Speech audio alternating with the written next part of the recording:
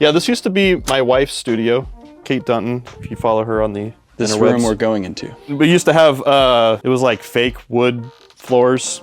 The guy who redid the studio, who's the same guy that built that studio, Dave Pepin, they got a company called Omni Studio Builders. Shout out. Over in Burbank. He was like, why don't we just make it, because the whole thing with this room is I'm trying to do like the opposite. I'm trying to make it as live as possible. And if you open the bathroom door, you get that natural...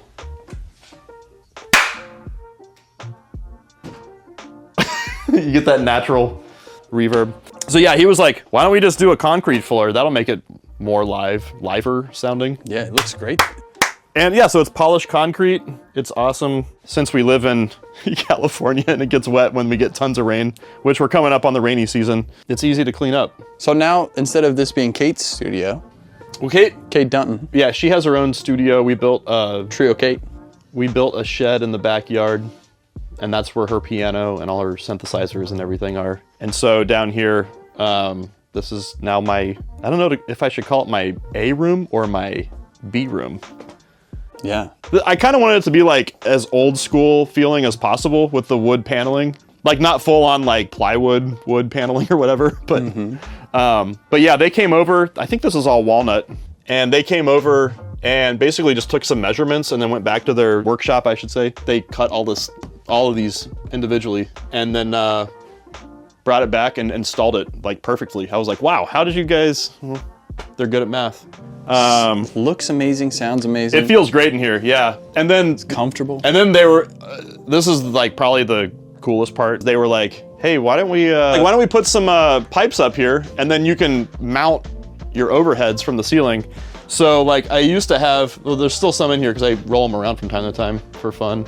I used to have all of these stands all over the place in this room for like room mics and my overhead mics. Look at all that space it takes up. So, but the thing is, it makes it way easier just getting in and out of the drums. Because this room also is not, this room's not that tall, you know? Yeah. But the overhead pipe thing is game changer. Oh man, so awesome. And then they also did fabric on the ceiling.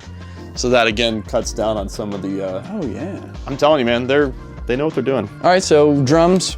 More drums. More drums. This is my 80s Gretsch kit. I kind of keep it set up all the time like this. Just the big drum set. You get the mic sound in there, right? Yeah.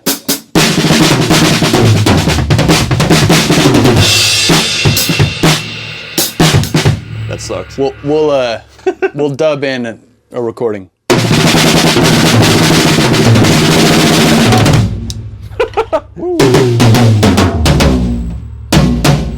That one, that's messed up. I gotta tune this. So we got the two kits, the 2 rooms, two different sounds. 2 rooms, 2 kits. I basically keep this set up my whole idea was, I can have like one kit in there set up and then I can go in here and work on something else and still have the other kit set up. And that was the original idea, but it's kind of, you know, after you like get into a room and you live in it and you work in it for a long period of time, you sort of figure out your workflow, right? And so like this room is more like, I just keep this set up all the time because it's a big setup and it sounds good in here.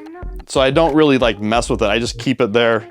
And then that's the room that I still end up moving drums around a lot and mics and different setups. It looks amazing. How do you like the sound? It sounds awesome in here. I love it. And then drum storage. Why do you have extra drums? Don't you just use one drum? One thing about which I love getting to do is I get to do lots of different styles and lots of different types of sounds. The way I think about it is like once I get a drum dialed into a thing that I really like, I just kind of leave it that way because the whole thing is I don't want to be like retuning drums and like remuffling stuff. What's the downside of doing that? It's time. Yeah. You know, it's like if you're in a session, I just saw this Tim Pierce video. He was saying like, you have to just be able to like, this guitar pedals, you have to be able just to reach down and like get the sound that the client wants like right away. Yep. And I was like, yeah, it's kind of the same thing with drums. Like if someone says, hey, that snare sounds too dark, and instead of like, oh, I can just tune this up a little bit and take some of the tape off and get some ring and then make it sound brighter, even though it's the same drum. I just go, yeah, give me like 10 seconds here. I'll just whoop. Yeah. And then just put up the other drum and Yeah, it's just I don't want the session to get bogged down. I mean, obviously, like the drum is kind of dialed to do a thing. Yeah. But I can still quickly, like if it's a little too low or a little too high, like you can quickly, or if it's like a little too dead sounding and you just want it to ring a little more. You want to meet the client's needs before the needs are needed. It's basically like getting into character, as my friend Sean Hurley would say, like just picking up the right bass to begin with. Like just get into character, get in the right ballpark first, and then tweak it from there. And then that gets me 98% of the way there on choosing the right drum. You got a great, very broad selection here. Here's my question: the shelf for the drums, because I also am collecting some drums and am like snares and then toms. I like that you put the toms up top. Let me tell you a little story. My friend Adam Kriskow, who's awesome, he's an awesome drummer, lives in town. He built this shelf. He built my desk. He's an amazing woodworker. But he built this shelf for me before this room got redone. And so this shelf is actually designed to stand up vertically. Oh, it used to be that way. Yeah, right? It used to be that way. And when they put the fabric in and did the whole soundproofing thing, I remember, and got it sounding really nice in here, all of a sudden I tried to stand it up vertically and it got to about like right there and it just like would not go all the rest of the way. So I was like, real life problems. Yeah, so I was like, we'll just do it sideways. I love it, And then there's still room to put drums on top. Yeah. So it works. You got an extra shelf. So it works. That's great. I love that. Yeah, well, the thing to do is to get these Orbit clamps. These are called grip clamps, I remember, because the naming is a little esoteric with all the triad stuff. Yeah. But the big heavy duty ones are called grip clamps. And they hold, like I remember reading on the box, it says it holds up to like a 67-pound mic, or not mic, but you know, like all this stuff combined. Yeah. And it's pretty awesome. Yeah, so we got... I mean, I've put these up, I don't know how long ago. Yeah. And they have not slipped, like at all. Yeah, it's great. Over however many months of them being up there. So. And these are the real heavy ones. The Cole's a heavy mic. Coles are heavy, yeah. And the bomblets are, they're not too bad.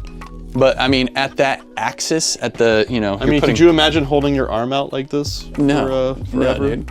Yeah, so we got the grip clamps, you got a boom arm, and then you got the ball head. The ball head is clutch. Yeah. Because you can get any angle. Yeah. Well, the thing is, like if you've been in a like real studio, like a classic studio, that's like a big room. Yeah. It's just like cavernous. You're like, wow, this is awesome. Yeah. And then you get your home studio and it feels like you're on a boat all the time. Like just like walking. Stick this in like, here. Yeah. So you just find ways to keep things tidy and organized. You know, like I got these, like all the cables go in this little guy here. Oh yeah, that's a whole world too on Amazon. And then like I got snakes going, so I just don't have like a million mic cables going everywhere. Yeah. And then they put in this mic panel here.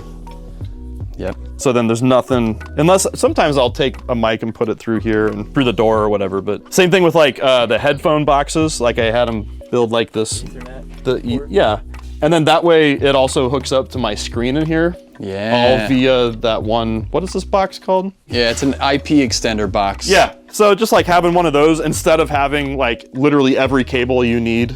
Yeah. For your computer. Like it's just one cable and it's my keyboard, mouse, and screen. So I can run Pro Tools from the other room in here when I'm tracking. I don't do a ton of full sessions. We did a couple for Kate's Christmas album. Yep. And she played this Rhodes while she sang some scratch vocals. And then Sean and I were in the other room with bass and drums. And so that's like, yeah, just having the keyboard down here it's awesome. We'll have rehearsals in here for gigs and stuff with the 2 amps down there. I love all this. This is real, outside of it functionally being perfect, sonically being great, it's visually exciting too. This room has some riz. That's so 6 months ago. I got like all my medals just like in here. Whoa. And then that's a sound on its own. Yep. Oh, all the tambos. Just keep it as, again, it's like just keeping things as streamlined as possible. Hey, thanks for checking out this clip. If you're setting up your own studio and you have any questions about how to hook things up, what to plan for, what gear you are thinking about getting, how you want to go about it, you can schedule a call with me at andrewmastersmusic.com. It's a one-on-one, 1-hour consultation where you can ask me anything you want. The link is down in the description. Go schedule your call today. And if you're just chilling and you want to subscribe or watch another clip, click one of these two things.